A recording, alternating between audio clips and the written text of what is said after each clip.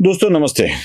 दिवाली के पावन पर्व पर मैं आपके साथ बात कर रहा हूं और ऐसे विषयों पर बात कर रहा हूं जिस पर करनी नहीं चाहिए। मुझे भी लगभग ऐसी बातें दिवाली जैसे उत्सव के दरमियान करने में बड़ा ही बुरा लगता है, लेकिन क्या करूं, बोलना तो पड़ेगा, दिखाना तो पड़ेगा। कम से कम लोग देखे न देखे, लोग सुने ना सुने, इन बातों को तो कहना पड़ेगा। क्योंकि अगर ना कहूं ना तो ऐसे लोग इतने बढ़ते जाएंगे कि कुछ भी करते रहेंगे, धर्म को बदनाम करते रहेंगे, गलत बातें फैलाते रहेंगे। मैं पहले अखिलेश यादव की एक बात को आपके सामने रखना चाहता हूं। अखिलेश यादव हिंदू धर्म के भगवान के बारे में कुछ बात कहते हैं, जरा सुन लीजिए। हिंदू धर्म में कहीं भी पत्थर रख दो, एक लाल झंडा रख दो, पीपल के पेड़ के नीचे मंदिर बन गया। इनको कोई आपत्ति नहीं है अन्य धर्मियों की अच्छी बातें करते हुए, मुसलमानों के साथ अच्छी बातें करते हुए, और हिंदुओं के भगवान कैसे हो जाते हैं तो पत्थर पर रंग डाल दो, एक झंडा गाड़ दो, हो गए भगवान। अगर रंग डालने, कपड़ा डालने या झंडा गाड़ देने से हिंदुओं के भगवान होते हैं तो अखिलेश जी, न जाने कितनी मज़ारे, न जाने कितने दरगाह इस देश में ऐसे ही निर्माण हुए हैं। रास्ते पर चलते चलते किसी पत्थर पर हरा कपड़ा डाल दिया, बन गई मजार, बन गई दरगाह, और धीरे धीरे धीरे उसके साथ बड़ा कंस्ट्रक्शन करते करते क्या क्या से क्या हो गया। ऐसी स्थिति इस देश में कितनी है। अखिलेश यादव में असल में दम है तो जरा इसके बारे में बोल कर दिखा दे, लेकिन ये दम तो नहीं होता ना, ये दम तो नहीं होता है। चलो अखिलेश की बात क्या करनी, मैं आपको कुछ और दिखाना चाहता हूं। बिहार के एक जाने माने राजनीतिक विश्लेषज्ञ है, करोड़ों रुपए वो राजनीतिक विश्लेषण से कमाते हैं।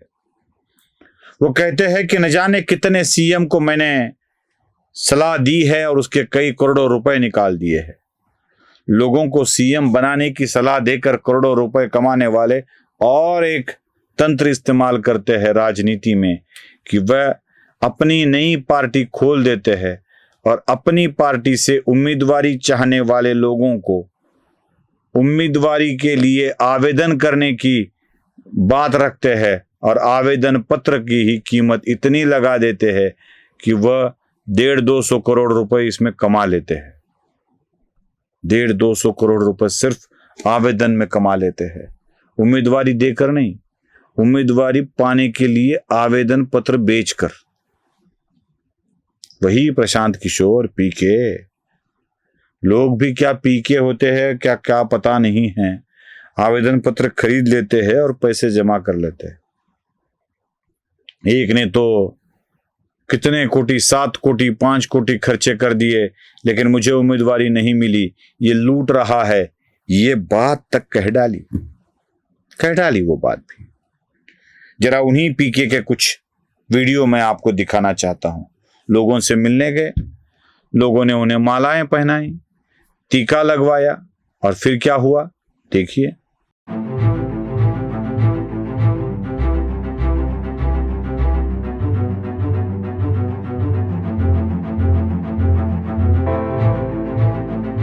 ये पीके अपने भाल पर, कपाल पर लगा टीका ऐसे ही मिटा देते हैं। छाप तिलक सब छीनी तो से नैना मिलाई के।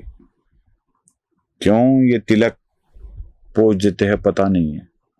क्या शर्म आती है हिंदू धर्म का तिलक इनके भाल पर लगाने के लिए, कपाल पर लगाने के लिए। और फिर कहीं जाकर टोपी पहन लेते हैं, और टोपी के साथ क्या करते हैं देख लीजिए।